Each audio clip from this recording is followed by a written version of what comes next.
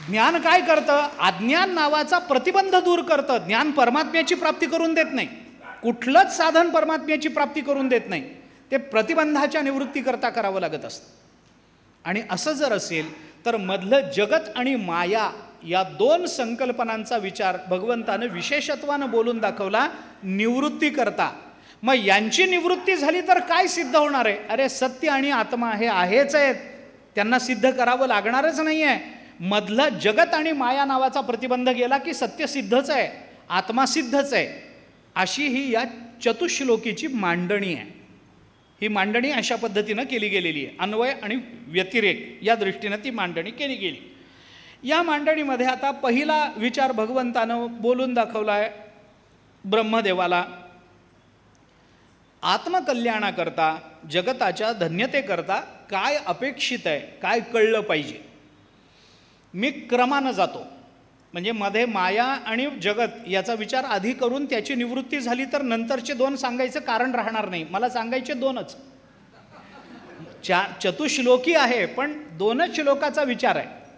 उरलेले दोन श्लोक आपोआप सिद्ध होणारच आहेत. ऐका, म्हणून मी क्रमानं जातो. पहिल्यांदा सत्य, मग माया, मग जगत आणि मग आत्मा, अशाच अर्थाने आपण जाऊ. ते बरं पडेल, जरा बरं पडेल. ऐका, पहिल्यांदा भगवंताने असं सांगितलं, आत्मस्वरूपाच्या जाणीवेकरता, जीवनाच्या धन्यतेकरता या चार गोष्टी माणसाला कळाल्या पाहिजेत. सत्य कळालं पाहिजे, माया कळाली पाहिजे, जगत कळालं पाहिजे, आत्मा कळाला पाहिजे. आता हे कळणं म्हणजे नेमकं काय आहे याचाही एक स्वतंत्र विचार आहे, तोही आपल्याला मी सांगतो. होतं काय, बऱ्याच वेळेला मनुष्य सत्य कळालं या भ्रमात मायेमुळं असत्याला सत्य जास्त समजत असतो. सत्य गेले भोळ्यावरी, अविद्येची चाले थोरी, असं तुकोबारायांनी म्हटलंय. सत्य म्हणजे काय याच्या व्याख्या बोलू आपण नंतर, पण आम्हाला सत्य कळालं पाहिजे, खरं काय ते कळालं पाहिजे. तुकोबारायांनी म्हटलंय, खरे बोले तरी फुकासाठी जोडे हरी. तुम्ही फक्त सत्य बोलत चला, देव तुम्हाला सहज भेटेल, काही करायचं कारण नाही तुम्हाला. एवढं एक सोपं आहे. तुझं व्हावा आहे देव तरी तो सुलभ उपाव. तुला जर देव प्राप्त व्हावा असं वाटत असेल तर हा सोपा उपाय आहे. काय कर, खरं बोलत चल. ज्ञानोबाराय म्हणतात, माझी या सत्यवादाचे तप वाचा केली बहुत कल्प, तया फळाचे महाद्वीप पातलो आम्ही. आपल्या सद्गुरूंचं वर्णन करताना ज्ञानोबारायांनी म्हटलंय, पुण्य पोशिली असाधारणे ती तुझे गुण वानणे, देवोनी मज उत्तीर्णे झाली आजी, हे बोलून दाखवलंय. याच्याकरता ते म्हणतात, माझी या सत्यवादाचे तप वाचा केली बहुत कल्प, अनेक कल्पामध्ये माझ्या वाणीला खोटं काय माहीत नाही म्हणतात ज्ञानोबाराय. मी खरंच बोलत आलोय, सत्यवादाचं तप केलंय मी खोटं बोललो नाही आयुष्यात कधी, आणि या आयुष्यात नाही, कल्पांतामध्ये मी खोटं बोललेलो नाही. अवघड आहे, आपण हे ऐकायचं फक्त.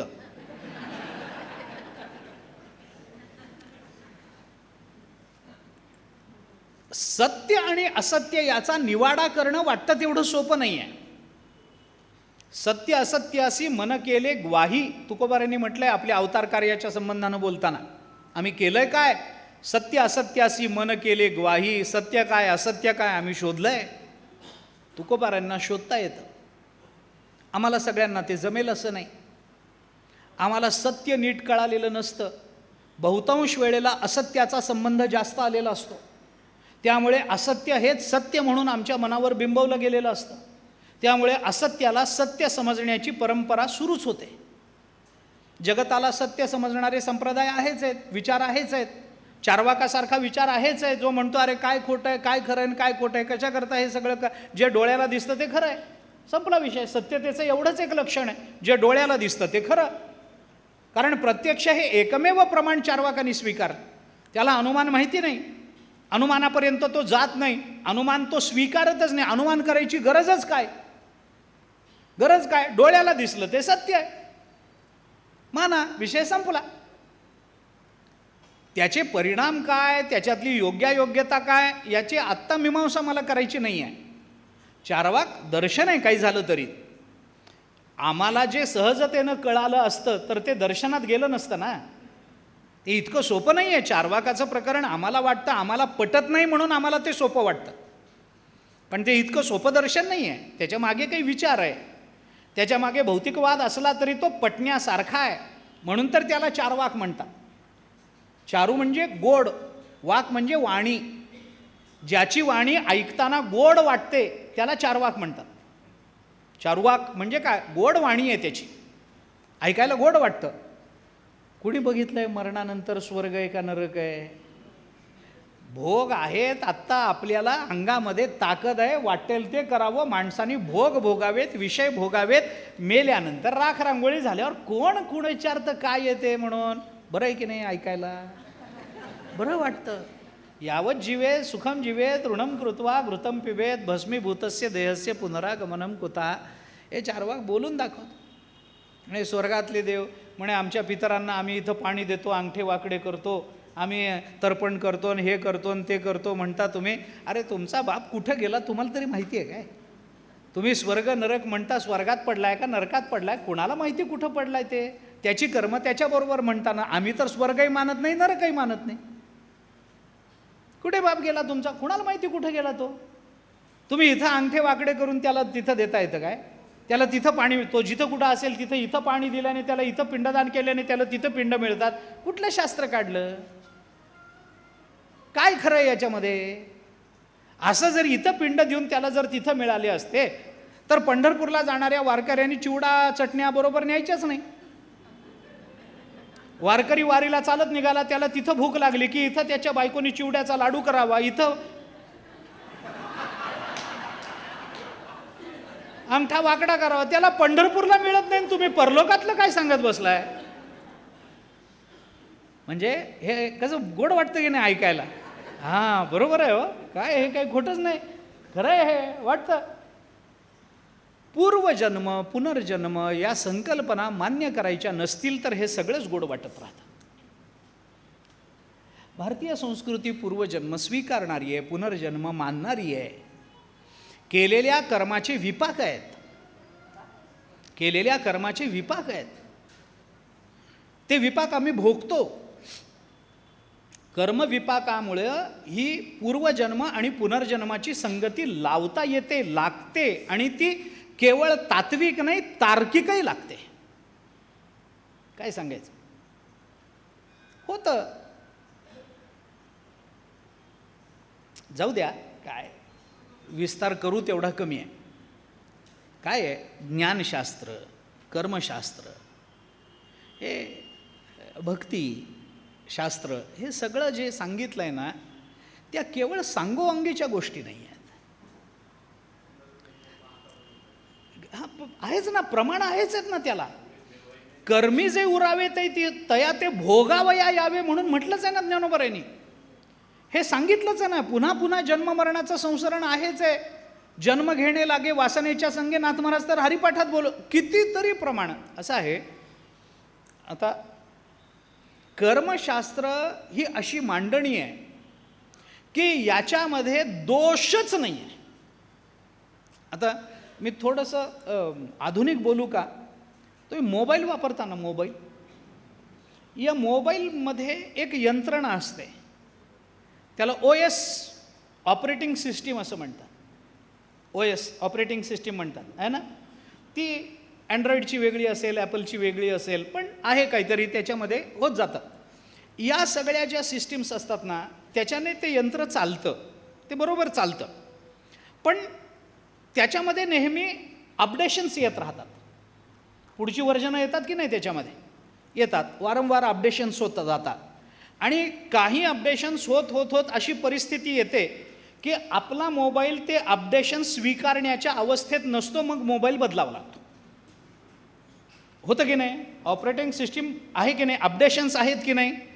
आत्तापर्यंत विज्ञानामध्ये अनेक भाषा लेखाल आपण बोललो की कोबाल्ट आली, C+ आली, C++ आली, अमुक आली, तमुक आली, या सगळ्या लँग्वेजेस आल्या की नाही? आल्या. याच्यामध्ये अपडेशन्स आली की नाही, अपडेट व्हर्जन्स आली की नाही? याची आली. का आली? अपडेशन कधी होतं? जुन्या व्हर्जनमध्ये काहीतरी दोष असेल तर त्याला बग फिक्सिंग करून अपडेशन करावं लागतं. मी त्या क्षेत्रातला माणूस नाही आहे, पण प्रवचनात सांगायला लागतं म्हणून मला सगळं वाचावं लागतं, अशी माझी अडचण आहे. आता काय सांगू तुम्हाला, मी काही त्या क्षेत्रातला मनुष्य नव्हे, पण प्रत्येक वेळेला व्हर्जन जेव्हा अपडेट होतं तेव्हा आपल्याला त्याच्यामध्ये काय नवीन आहे हे सांगताना त्याच्यामध्ये हे बग फिक्स केलं आहे, ते बग फिक्स केलं आहे, याच्यामध्ये ही क्वालिटी बदलली आहे, त्या कॅमेऱ्याचे हे बदलले, हे सांगतात की नाही? सांगतात ना, नवीन ह्याच्यामध्ये सांगतात. अपडेशन्स का येतात, विकास का होतो? कारण पूर्व अवस्थेमध्ये कुठेतरी न्यूनता राहते म्हणून विकास होत असतो. विकासाच्या भूमिका या नेहमी अपूर्णतेच्या पायावर उभ्या असतात, हे लक्षात घ्या. परिपूर्णता जिथे असते तिथे विकासाला वाव नसतो. विकास नेहमी अपूर्णतेच्या भूमिकेवर उभा असतो. मागच्या कुठल्या तरी तुम्ही स्वीकारलेल्या सिस्टीममध्ये काहीतरी अपूर्णता आहे म्हणून तुम्हाला अपडेट व्हर्जन स्वीकारावी लागतात.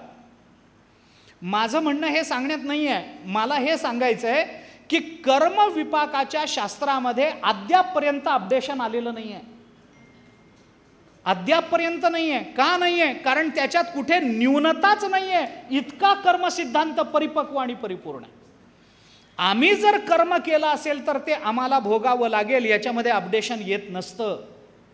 याच्यात वर्जन बदल होत नाही, कारण याच्यामध्ये न्यूनताच नाही आहे विचारात कुठे. कर्मविपाक हे इतकं परिपक्व आणि परिपूर्ण शास्त्र आहे, तुम्ही याच्यामध्ये दोष दाखवूच शकत नाही. आणि तुम्हाला आम्हाला जर दोष दिसला ना तर तो दोष आमच्या अज्ञानाचा असतो, त्या शास्त्राचा तो दोष नाही आहे. हे लक्षात घेतलं पाहिजे. ज्ञानशास्त्रामध्ये अपडेशन आलं नाही अजून, ब्रह्मज्ञानामध्ये अपडेशन नाही आहे. नाही, आत्तापर्यंत आम्ही याला ब्रह्मज्ञान म्हणत होतो, आता तसं नाही आहे, आम्ही बग फिक्स केला आहे. आता ब्रह्मज्ञानाची व्याख्या असं झालं नाही आत्तापर्यंत कधी. कर्मशास्त्रामध्ये अपडेशन्स आली नाही आहेत या सिस्टीममध्ये आत्तापर्यंत. का नाही आली? कारण कुठेही अपूर्णता नाही आहे. पूर्ण विकसित शास्त्र आहे. मान्य आहे की आमचे वडील गेले, कुठे गेले आम्हाला माहीत नाही, आम्ही इथं अंगठा वाकडा केला तर त्यांना मिळेल का न मिळेल याची चर्चा आम्हाला करायचं कारण नाही आहे. देणं हे आमचं कर्तव्य आहे, ते आमच्याकरता सांगितलेलं आहे. मला त्या शास्त्राबद्दल काही बोलायचं नाही, त्या विधीबद्दलही काही बोलायचं नाही आहे. पण मी का सांगतो आपल्याला हे, सत्य असत्य या भूमिका मी मांडत होतो आणि त्याच्यामधून आपले फाटे फुटले. अनेक शास्त्र अशी आहेत की ज्या शास्त्रामध्ये असत्य ज्या जगताला मिथ्या मानलं गेलं, अनेक शास्त्रामध्ये त्याला सत्य मानलं गेलं. द्वैतशास्त्र आहे, माधव मत आहे, जगताला सत्यत्व दिलं गेलं आहे.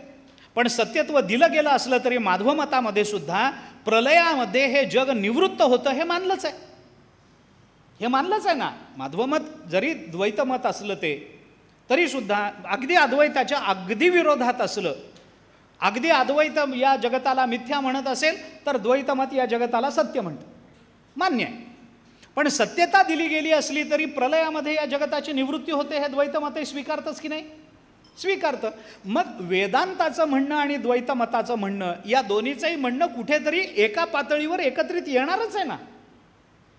वेदांतांनी मिथ्या मानलं म्हणजे काय, ते खोटं मानलं का? डोळ्याला दिसणारं खोटं आहे असं आचार्यांसारखे वेदवेत्ते सांगतील काय? इतकं ढोबळ बोलतील काय? डोळ्याला दिसतंय ते खरं वाटतं, सगळ्यांनाच खरं वाटतं, हे कळत नाही का? मिथ्या शब्दाचा अर्थ काय करायचा या संबंधामध्ये मतभेद असू शकतात, नाकारत नाही. दर्शनशास्त्रामध्ये हे होतच असतं. संकल्पना सगळ्यांनाच सर्वमान्य असतात असं नाही. संज्ञा आणि संकल्पना कमी जास्त होत राहतं त्या संबंधामध्ये. सत्य आणि असत्य या संबंधामध्ये आपल्याकडे खूप मतांतर आहेत. असत्याला सत्य मानण्याची एक परंपरा आहेच आहे. तसं जर झालं नसतं, मी एक वाक्य बोलू का? असत्याला सत्य मानण्याची परंपरा निर्माण झाली नसती, सत्याला आम्ही असत्य समजलो नसतो आणि असत्याला जर सत्य समजलो नसतो तर या दृश्य जगतामध्ये जाहिरात नावाचं प्रकरण निर्माण झालं नसतं.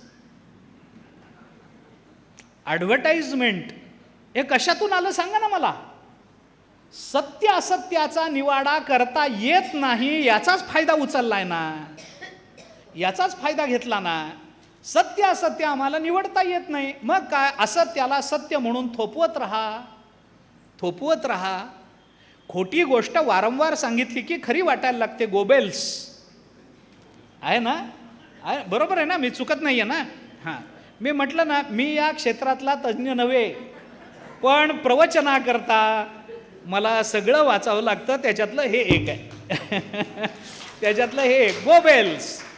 खोटं थोपवत राहा, वारंवार सांगत राहा, ते खरं वाटायला लागतं. बरं, हे गोबेल्सने नाही, हे महाभारताने सांगितलं आहे आमच्याकडे. खोटं खरं म्हणून खपवलं जातं. वारीला जाणारी लोक बुक्का आणतात, बुक्का. वारीला गेले की बुक्का कपाळाला लावायला आपल्या,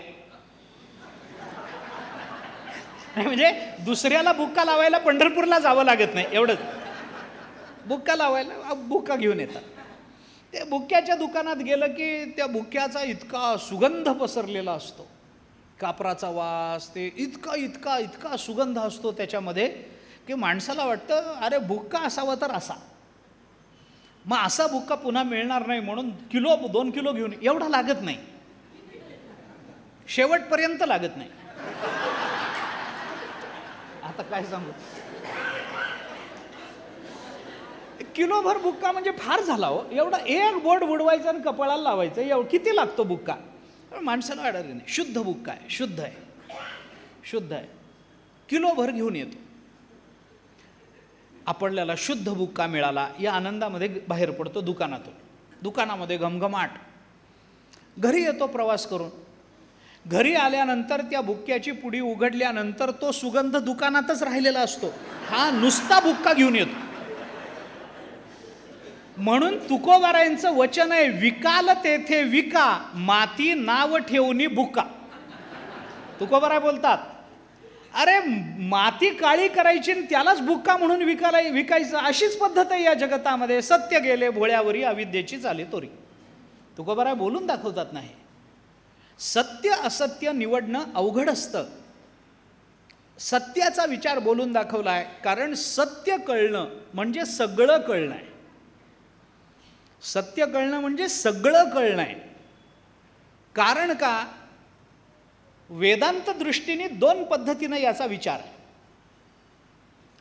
कारण आहे म्हणण्यासारखं फक्त सत्यच आहे, हा वेदांताचा पहिला विचार आहे. एवढाच विचार जीवनाच्या कल्याणाकरता पुरेसा आहे.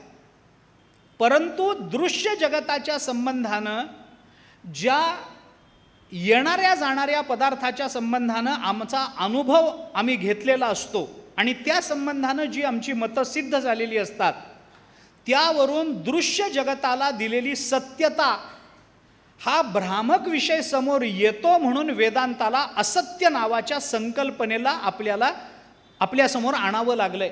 नाहीतर असत्य नावाची संकल्पना येत नाही. कारण असत्य हा विकल्प आहे, सत्याला विकल्प नाही आहे. तुम्हाला सत्य स्वीकारायचं आहे की नाही, हा विकल्प नाहीच आहे. सत्याला विकल्प नाही आहे. विकल्प नेहमी असत्याला आहे.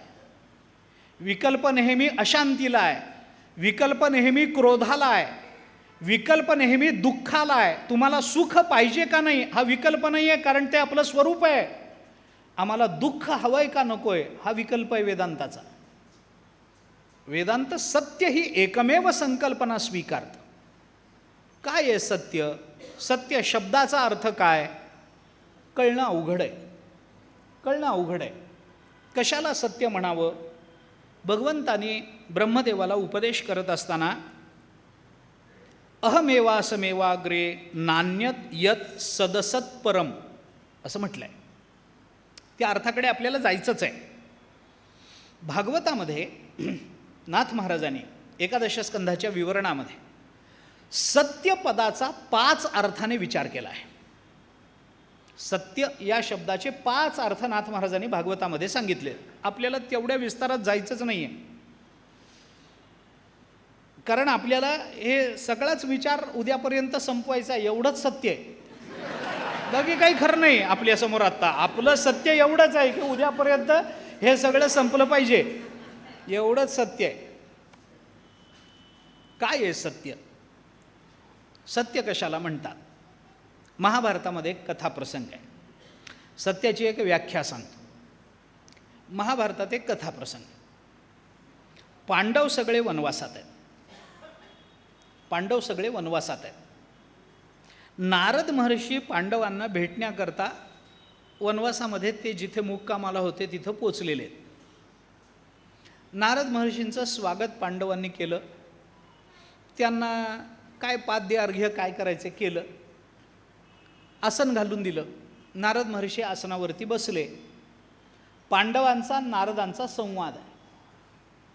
अनेक पद्धतीचे प्रश्न पांडवांच्या अंतःकरणात आहेत. कधी अर्जुन विचारतोय, कधी नकुल सहदेव, कधी भीम, कधी धर्मराज युधिष्ठिर.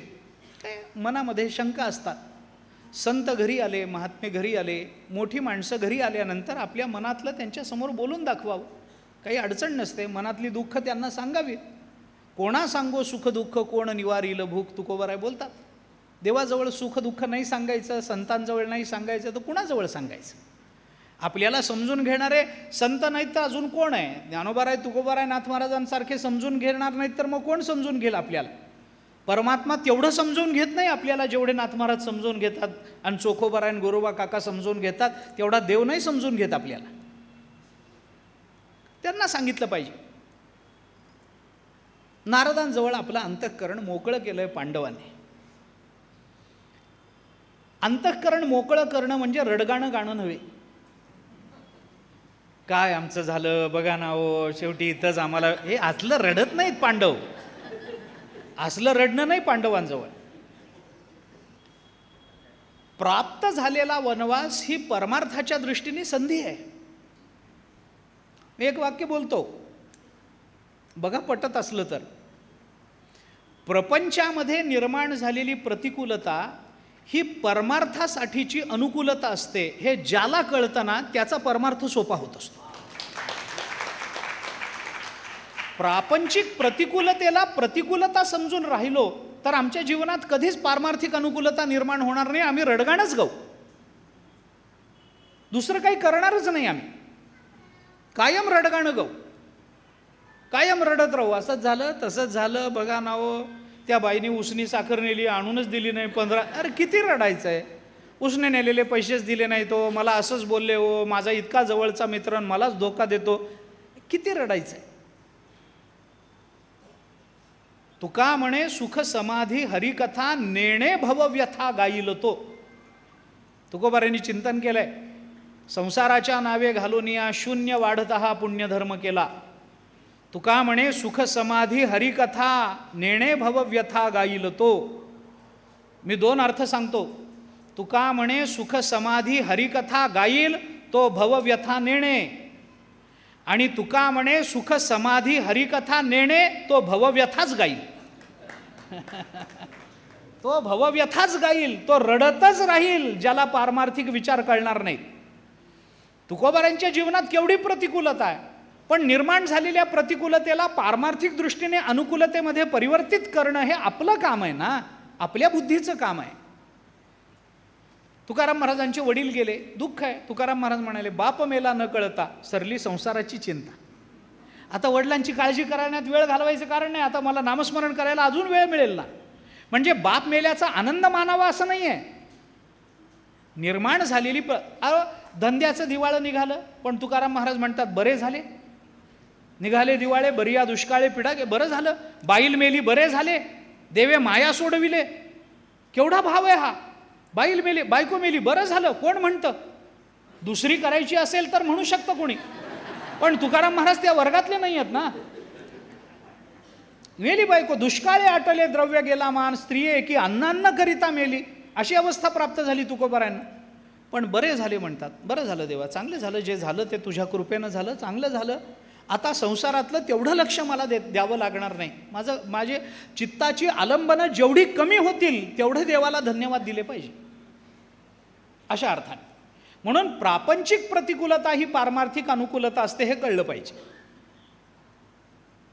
पांडवांनी आपल्या अंतःकरणातल्या भूमिका बोलून दाखवल्या. कारण या मार्गामध्ये, या वनवासामध्ये त्यांच्या चर्चा, कधी भगवान श्रीकृष्ण भेटायला यायचे, कधी कुणा ऋषींच्या आश्रमात जाण्याचे प्रसंग यायचे, कधी कोणत्या महात्म्याचं रस्त्यावर चालता चालता दर्शन व्हायचं, कधी कोणी महात्मा कृपा करण्याकरता, दर्शन देण्याकरता म्हणून यायचे. आणि मग त्यांच्याबरोबर काही तत्वचर्चा व्हायची, काही चांगलं वाईट बोललं जायचं, प्रापंचिक पारमार्थिक संबंधानं चर्चा व्हायची. मग त्याच्यातून काही विचार निर्माण व्हायचे, त्या विषयावर चर्चा करत पांडवांची मार्गक्रमणा व्हायची आणि मग चर्चेमधून संशय उत्पन्न होतात, तर ते संशय अंतःकरणामध्ये राहतात. मग नारदांसारखे महात्मे भेटले की ते संशय निवृत्त करून घेणं कर्तव्य राहतं. नारद आले, बसले, यांच्या चर्चा काही सुरू झाल्या, काही प्रश्न विचारणं सुरू झालं. वनपर्वामध्ये आलेला कथाप्रसंग आहे. आणि मग काही प्रश्न झाल्यानंतर धर्मराज युधिष्ठिरांनी नारदांना असा प्रश्न विचारलाय. ते असं म्हणतात, नारदा, जग मला सत्यप्रतिज्ञ म्हणतं, सत्यवादी म्हणतं. मी कधी खोटं बोललो नाही आत्तापर्यंत. गुरुजींनी आम्हाला पाठशाळेमध्ये द्रोणाचार्यांनी सत्यम वद ही वेदाज्ञा एकदा शिकवली, त्याच्यानंतर मला असत्य कधी बोललो नाही. असत्य सुदैवाने माझ्या मुखातून कधी बाहेर पडलं नाही. असत्य बोलण्याची प्रेरणाही मला कधी झाली नाही. आणि सुदैवानं माझ्या डोळ्यासमोर असा स्वार्थ निर्माण झाला नाही की ज्याच्यामुळे मी असत्याकडे प्रवृत्त व्हावं. भगवत कृपा आहे. लोक मला सत्यवादी म्हणतात, सत्यप्रतिज्ञ म्हणतात, कौतुक करतात माझं. एखाद्या गोष्टीचा निवाडा करायचा असेल तर युधिष्ठिर कधी खोटं बोलत नाही म्हणून त्याला विचारलं पाहिजे, अशी संतांमध्ये प्रसिद्धी आहे, ऋषींमध्ये प्रसिद्धी आहे, राजांमध्ये प्रसिद्धी आहे माझी. नारद म्हणाले, चांगलं आहे ना धर्मा, चांगलं आहे, चांगली प्रसिद्धी आहे. युधिष्ठिरांनी सांगितलं, चांगलं आहे, याच्याबद्दल वाद नाही. पण मला एक प्रश्न आहे या संबंधामध्ये. म्हणे, बोला.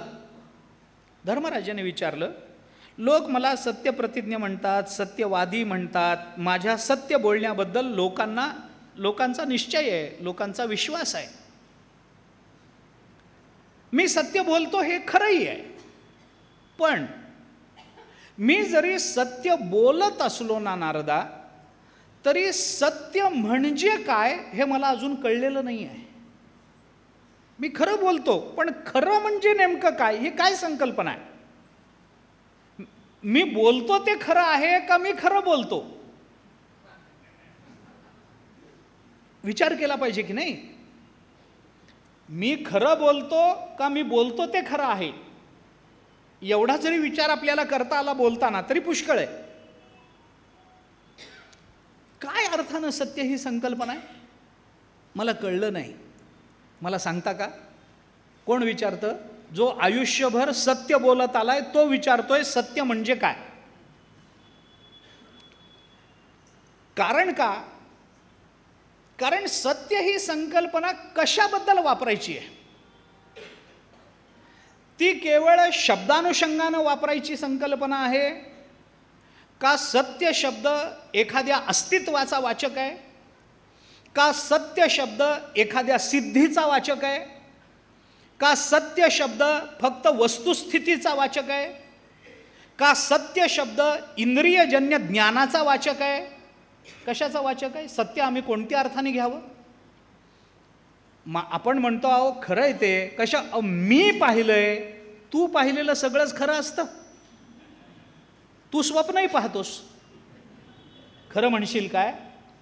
पण माणसाचा आपल्या डोळ्यावर, आपल्या इंद्रियांवर प्रचंड विश्वास आहे. माणूस म्हणतो नाही नाही, मी माझ्या कानाने ऐकलंय. तुझ्या कानाने ऐकलं म्हणजे काय खरं आहे का? आमची इंद्रिय आम्हाला जेवढी फसवतात तेवढ्या जगतामध्ये मंत्रीसुद्धा फसवत नाही. आमचीच इंद्रिय आम्हाला फसवतात. परांची खानी व्यतृण स्वयंभू तस्मात परांग पश्यती नांतरात्मन, उपनिषदांनी बोलून दाखवलंय. इंद्रिय फसवतात, मला त्याबद्दल बोलायचं नाही आहे. परंतु सत्य शब्द कशाचा वाचक मानायचा आहे?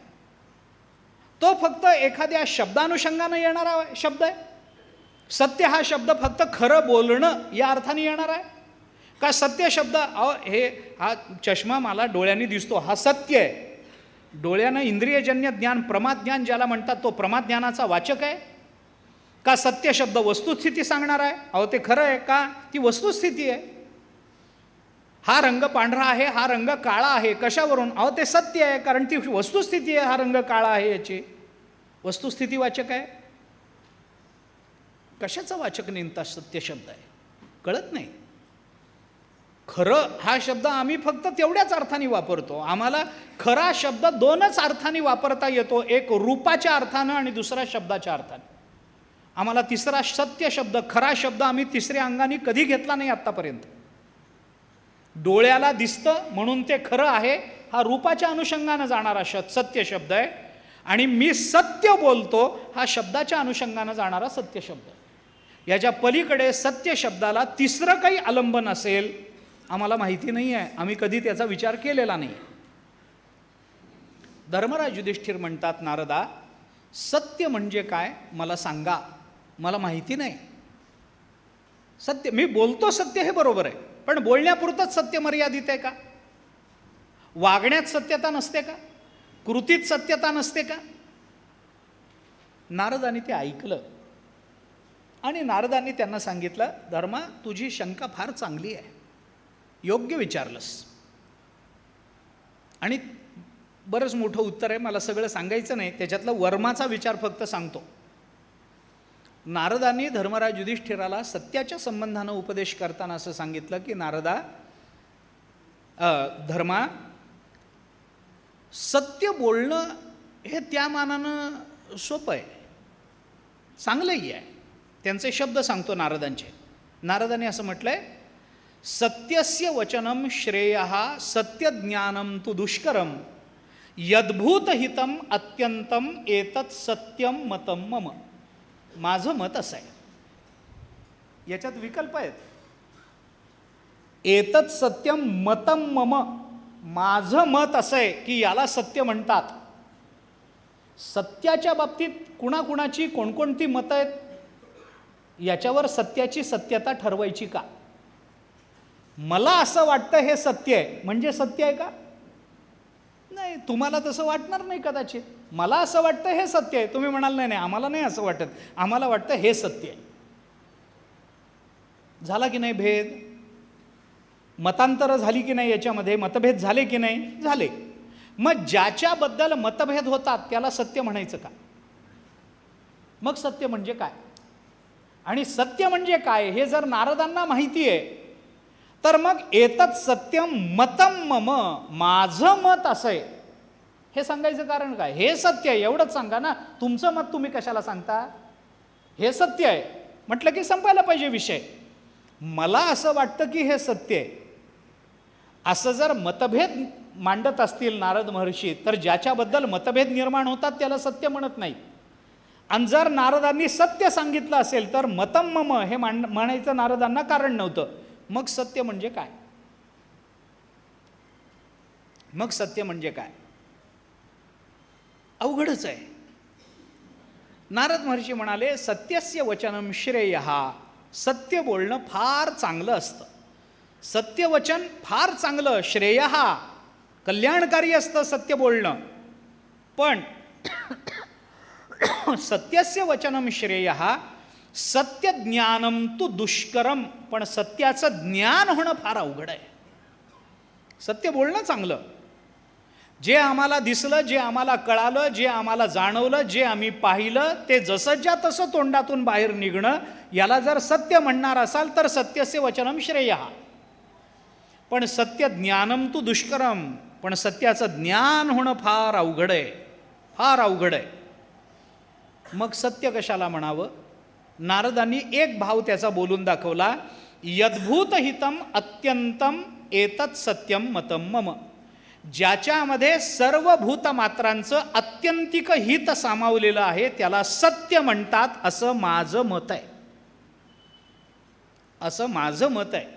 यद्भूत हितम अत्यंतम एतत् सत्यम, ज्याच्यामध्ये सर्व भूतमात्रांचं हित सामावलेलं असतं त्याला सत्य म्हणतात असं माझं मत आहे.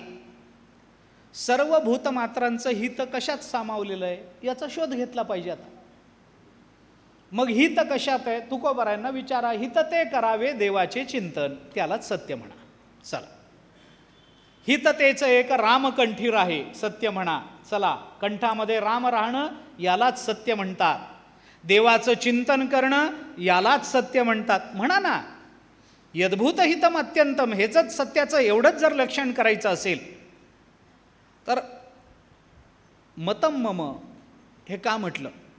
याच्यामध्ये विकल्प येतात पुन्हा. मग सत्याचं ज्ञान होणं अवघड आहे. सत्य कशाला म्हणायचं फार कठीण, कळत नाही. आता एवढे विकल्प मी दिलेत. असत्य सत्याचं रूप घेऊन येतं, आम्हाला कळत नाही. आम्ही असत्याला सत्य म्हणत राहू, सत्याला असत्य म्हणत राहू. बुद्धौ कलुषभूतायाम विनाशे प्रत्युपस्थिते अनयोनय संकाशो हृदयांनापसर्पती असं आलंय महाभारतात.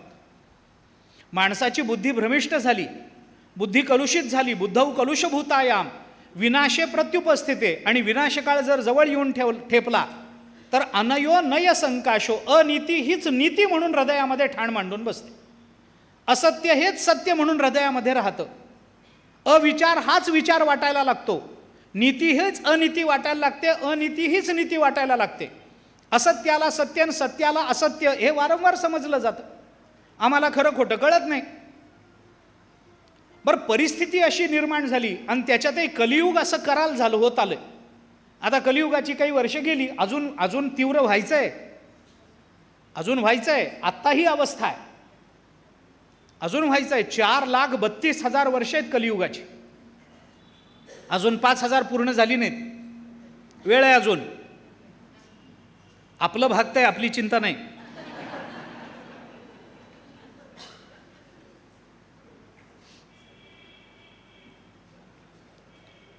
विचार करा ना, परिस्थिती अशी आहे, जगत इतकं विचित्र आहे, माणसांच्या मनोवृत्तींमध्ये स्वार्थ इतका दाटून आलेला आहे. आत्मकेंद्रित्व आणि अर्थकेंद्रित्व याची परमसीमा जवळजवळ आपण गाठत आलेलो आहोत. किती आत्मकेंद्री व्हायचं आहे, अजून किती अर्थकेंद्री व्हायचं आहे, त्याच्याकरता काय वागायचं आहे. जीवनमूल्यांना कधीच आम्ही झाकून टाकलंय. समोर येईल त्या पदार्थाला भोगायचं या एका उद्देशानं त्याच्याकरता काय करावं लागेल ते करायला आम्ही तयार आहोत. मी नावं ठेवत नाही आहे, परिस्थिती सांगतोय फक्त. विचार करण्यासारखी गोष्ट आहे. वैषयिक भोगाला आपल्या जीवनाचं साध्य मानून त्याच्या प्राप्तीकरता कराव्या लागणाऱ्या प्रयत्नांना पुरुषार्थ मानण्याची परंपरा सुरू झालेली आहे. आम्ही पुरुषार्थ कशाला म्हणत होतो? धर्म अर्थ काम मोक्ष. आता संपला तो पुरुषार्थ विचार. आता पुरुषार्थ काय आहे? भोगाकरता आवश्यक असणाऱ्या प्रयत्नांना पुरुषार्थ म्हणण्याची पद्धत सुरू झालेली आहे. भोगासक्त चित्तानं राहणं यालाच जीवनाचं भोग भोग आणि भोग. मिळवलं पाहिजे आणि भोगलं पाहिजे. इतरांना नाही मिळालं तरी चालेल किंवा इतरांच्या हातातलं ओरबाडून घेता आलं तरी चालेल, पण मला भोगता आलं पाहिजे. हे जीवनाचं ध्येय जर ठरणार असेल. बरं, हे मी माझ्या मनाचं बोलतोय किंवा कोणाला नावं ठेवतोय असं समजू नका. हे आपण जगामध्ये पाहत आलेलो आहोत आत्तापर्यंत आणि पुढेही आपल्याला पाहायचं आहे. हे होणारच आहे. आणि नामदेवरायांनी हे बोलून दाखवलं आहे, भागवतांनी हे बोलून दाखवलं आहे. कलियुग कसं होणार आहे या संबंधामध्ये भागवतांनी चिंतन केलेलं आहे. नामदेवरायांचा मोठाच्या मोठा अभंग आहे कलियुगामध्ये काय काय होणार आहे ते बघितलं म्हणजे अंगावर काटा येतो काय होणार आहे. आणि लवकर एक्झिट घ्यावी वाटते. गेलेलं बरं बाबा हे बघण्यापेक्षा असं वाटायला लागतं इतकं कराल होणार आहे आता हळूहळू. मी घाबरवत नाही आहे तुम्हाला, सावध करतोय फक्त. कारण एवढ्या ह्याच्यामध्ये फक्त एकच आपल्या हातामध्ये एकच सुखाचं साधन आहे, भगवंताचं नाम. बस, काही लागत नाही. कलेर दोषनिधे राजनस्ते एको महान गुणः कीर्तनादेव कृष्णस्य मुक्तसंग परम व्रजेत. 12व्या स्कंदामध्ये परीक्षिती राजाला उपदेश करताना भगवान शुकाचार्य बोलतात, कलेर दोषनिधे राजन. राजा, कलियुग म्हणजे दोषांची खाण आहे, खाण. पण अस्ति हे को महान गुणः, पण इथं एक चांगला गुण आहे. काय गुण आहे? कीर्तनादेव कृष्णस्य मुक्तसंग परम व्रजेत. इथं काही करावं लागत नाही.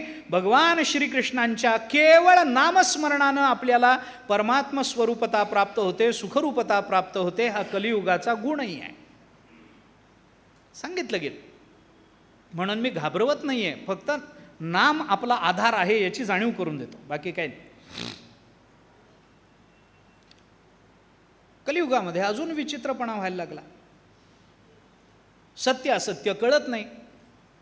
बरं, विचित्रता इतकी आली आहे, की सध्याच्या काळामध्ये असत्य हे सत्याचं इतकं बेमालूम रूप घेऊन यायला लागलंय की सत्यालाच प्रश्न पडायला लागलाय, मी खराय का हा खराय. बरं, ही असत्यता सगळ्या क्षेत्रात आहे, सगळ्या क्षेत्रात आहे. म्हणजे आपल्याला वाटतं, आता हे काय आहे, हे मराठी शब्द वापरायची इच्छा नाही माझी, ओरिजिनल आणि डुप्लिकेट. डुप्लिकेट हे नेहमी ओरिजिनलचं रूप घेऊन येतं आणि इतकं रूप घेऊन येतं की ओरिजिनललाच कळत नाहीये मी ओरिजिनल आहे का हे ओरिजिनल आहे. बरं, हे कुठून आहे? मोबाईल पासून ते भगव्या रंगापर्यंत सगळीकडेच हा खोटेपणा आला. हा खोटेपणा नाही असं क्षेत्र नाही आहे आत्ता जगतामध्ये. अध्यात्म क्षेत्र सुद्धा दुर्दैवाने याला अपवाद राहिलेलं नाही. आम्ही खऱ्याचा इतका आव आणतो की लोकांना वाटतं ज्ञानोबारानंतर हेच आहे तो, काय ज्ञान आहे, काय आगाध आहे का. पण फसवण्याकरता आमच्यासारखा तरबेज कोणी नाही आहे या जगात. आम्ही जेवढ्या लीलया तुम्हाला फसवू शकतो ना, तेवढं दुसरं कोणी नाही फसवू शकत तुम्हाला. कारण तुमचा विश्वास संपादन केला आहे आम्ही अध्यात्माच्या नावाखाली, ज्ञानेश्वरीच्या नावाखाली, गाथ्याच्या नावाखाली, कीर्तनाच्या नावाखाली तुमचा विश्वास आम्ही आमच्या ताब्यात घेतला आहे. आता तुम्ही आमच्यावर अविश्वास नाही दाखवू शकत. कारण का? कारण खोट्याने खऱ्याचं रूप घेतलं आहे. अवस्था आहे. मी बोलतोय ते चुकीचं नाही आहे ना?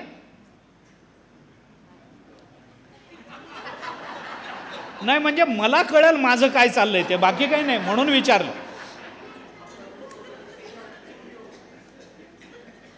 कुठलं क्षेत्र असं राहिलंय मला सांगा की जिथं असत्याला वाव नाही आहे? किंबहुना आता सत्यालाच वाव आहे की नाही अशी परिस्थिती आहे. आम्हाला कळत नाही. नारद म्हणतात यद्भूत हितम अत्यंतम, आणि म्हणून हा एक सार्वत्रिक नियम आहे. तो तुम्ही कुठल्याही क्षेत्रामध्ये लावू शकता.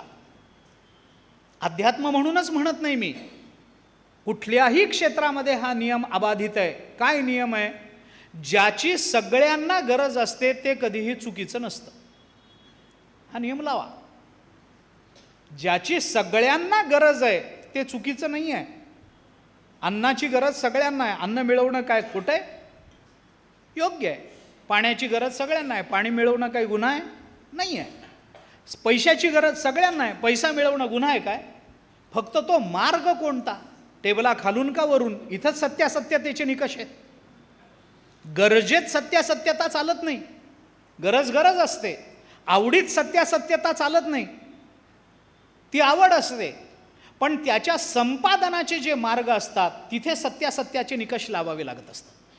ज्याची आम्हाला अत्यंतिक गरज आहे, ज्याची सगळ्यांनाच गरज आहे, ते मिळवणं हा गुन्हा नाही आहे.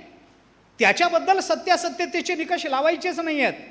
पण ज्याची सगळ्यांना गरज आहे, म्हणून आम्हालाही ज्याची गरज आहे ते मिळवण्याचे मार्ग कोणते, इथं सत्यासत्यतेचे निकष लावावे लागतात. पैशाची गरज सगळ्यांना आहे, पैसा मिळवणं गुन्हा नाही. किती मिळवावा? जेवढा हवा तेवढा मिळवावा, त्यालाही काही प्रतिबंध नाही, त्यालाही काही अंत नाही. कितीही मिळवू शकतो आम्ही, फक्त योग्य मार्गाने मिळवला पाहिजे. इथं सत्यासत्यतेचे निकष लागतात. पैशाच्या संबंधानं सत्यासत्यतेचे निकष नाहीत. अहो, चोराच्याही हातात चोरलेले 500 रुपये असतात आणि काबाड कष्ट करणाऱ्या शेतकऱ्याच्या हातातही 500 रुपयाची नोट असते. मला सांगा, खरी नोट कोणती आणि खोटी कोणती? चोराच्या हातातली? अरे, चोराच्या हातातली नोट खरीच आहे आणि शेतकऱ्याच्या हातातली नोट खरीच आहे. नोटेत फरक नाही आहे हो. सत्यासत्यतेचे निकष लावता कुठं?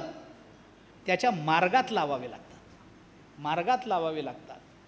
वस्तूच्या संबंधानं खरे खोटेपणा सिद्ध करायचा नाही आहे. यद्भूत हितम अत्यंतम एतत् सत्यम मतम मम, हे माझं मत आहे असं नारद म्हणतात. आता पुन्हा प्रश्न तो आहेच आहे, याच्यात माझं मत म्हणजे काय? दुसऱ्यांचं मत दुसरं असेल तर आम्ही तेही स्वीकारावं काय नारदा? ज्याच्यामध्ये सगळ्यांचं हित आहे त्याला माझ्या मतानं सत्य म्हटलं जातं. यद्भूत हितम अत्यंतम एतत् सत्यम मतम मम, माझं मत असतं. काही ठिकाणी मतम ममाला किंमत येते, असं माझं मत आहे. भगवंतांनी सांगितलं आता ऊर्ध्वम न संशया. मला असं वाटतं अर्जुना, नाही, गीतेचं सार म्हणून जो श्लोक सांगितला जातो तिथे मतच आहे. यत्र योगेश्वर कृष्णो यत्र पार्थो धनुर्धरः तत्र श्रीर विजयो भूतीर ध्रुवा नीतीर मतीर मम, माझी मती अशी आहे. म्हणजे दुसऱ्यांची दुसरी असू शकते का? त्यालाही आम्ही सत्य म्हणू शकतो का नारदा? तुम्ही आज म्हणताय की एतत् सत्यम मतम मम, तसं उद्या जर आम्हाला विश्वामित्र भेटले आणि त्यांनी जर आम्हाला दुसरी सत्याची व्याख्या सांगितली तर आम्ही त्यांच्यावरही विश्वास ठेवावा का? आम्हाला जर पुढे दुर्वास भेटले आणि त्यांनी जर सांगितलं तसं नाही, मतम मम असं आहे, एतत् सत्यम मतम मम, त्यांनी जर तिसरीच व्याख्या सांगितली, आम्ही त्यांच्यावर विश्वास ठेवावा का? अजून कुणी ऋषी भेटतील, भारद्वाज भेटतील, ते म्हणतील नाही नाही असं नाही, असं असं त्याला मी सत्य म्हणतो. मग आमच्या अंतःकरणात सत्याबद्दलचा जो निवाडा तुम्हाला विचारून व्हायला पाहिजे होता तो तर होत नाहीच आहे. उलट आमच्या ठिकाणी अजून जास्त विकल्प निर्माण होत आहेत. इंग्रजी भाषेमध्ये एक म्हण आहे, if you can't convince confuse. तुम्ही जर एखाद्याला कन्व्हिन्स करू शकत नसाल तर त्याला निदान कन्फ्यूज तरी करा. तसं आत्तापर्यंत सत्याच्या बाबतीत मी काही कन्व्हिन्स करू शकलो नाही, पण कन्फ्यूज करून ठेवलंय. तुम्हाला सत्य कशाला मानायचंय हे अजूनही आम्हाला कळत नाहीये. मग नारदाने असं का सांगितलं की एतत् सत्य मतम मम, असं का म्हटलं? त्याचं उत्तर नारदांच्याच शब्दात लपलंय. तोच एक भाव फक्त सांगणार आहे. अनेक कारण आहेत त्याला, पण भाव फक्त सांगणार आहे. टीकेतला भाव वेगळा आहे. महाभारताच्या ज्या टीका आहेत वाचस्पतींच्या त्याच्यावरचा भाव वेगळा असेल, पण या श्लोकाच्या अनुषंगानं येणारा भाव फक्त सांगून मी पुढे जातो. तुमचं मत असं आहे एतत् सत्य मतम मम, मतानुसार सत्य बदलत नाही, सत्यानुसार मत बदलावं लागत असतं. मतानुसार सत्य नाही बदलायचं. तुम्हाला असं वाटतं म्हणून ते सत्य आणि मला असं वाटतं म्हणून ते सत्य, असं नाही आहे. जे सत्य आहे, माझं चुकत असेल तर मला बदलावं लागेल, तुमचं चुकत असेल तर तुम्हाला बदलावं लागेल, कारण सत्य अबाधित आहे. सत्यानुसार मतं बदलायची असतात, मतानुसार सत्य बदलत नाही. मग एतत् सत्यम मतम मम असं का म्हटलं? मला असं वाटतं की हे सत्य आहे असं का म्हटलं? त्याचा सरळ अर्थ असा आहे की याच श्लोकामध्ये नारदांनी असं सांगितलंय की सत्यस्य वचनम श्रेयः सत्यज्ञानम तु दुष्करम, असं म्हटलंय ना. सत्याचं ज्ञान होणं अति कठीण आहे असं नारद बोलले. आणि जर नारदांनी असं म्हटलं असतं की हे सत्य आहे तर नारदांना सत्याचं ज्ञान झालं असं म्हणावं लागलं असतं. आणि नारदांना सत्याचं ज्ञान झालं असेल असं जर मानलं असतं तर सत्याचं ज्ञान दुष्कर ठरलं नसतं. त्याची दुष्करता तोपर्यंतच दुष्कर म्हणून सिद्ध आहे जोपर्यंत ते सगळ्यांनाच कळायला अवघड आहे. जे काही जणांना कळणं सोपं आहे असं झालं तर त्याची दुष्करता जाईल ना, त्याचं काठिण्य जाईल ना. ते काठिण्य जाऊ नये म्हणून नारदांनी सांगितलं माझ्यासारख्याला सुद्धा सत्य कळणं कठीण आहे, पण माझ्या मर्यादित बुद्धीनं जर मला तुम्ही विचाराल तर याला सत्य म्हणतात असं मला वाटतं. कदाचित माझ्या वाटण्याच्या पलीकडे सत्य पुष्कळसं उरलेलं असू शकतं. म्हणून नारदांनी एतत् सत्यम मतम मम असे शब्द वापरलेत. नाहीतर सत्यज्ञानम तु दुष्करम या सिद्धांताला अपवाद आला असता. या सिद्धांताबद्दल मतभेद निर्माण झाले असते. तो होऊ नये याच्याकरता मतम मम असं नारदांना बोलावं लागलं. असं हे सत्य अत्यंत कठीण आहे असं नारद महर्षी बोलून दाखवतात. मग सत्याचा नेमका अर्थ काय? जे सगळ्यांच्या हिताचं आहे त्याला सत्य म्हणा असं आपल्याला इथं म्हणता येतं. तसं संत वाङ्मयानुसार बोलायचं झालं तर भगवंताला सत्य म्हटलंय. सत्य तू सत्य तू सत्य तू विठ्ठला कागा हा दाविला जगदाकार.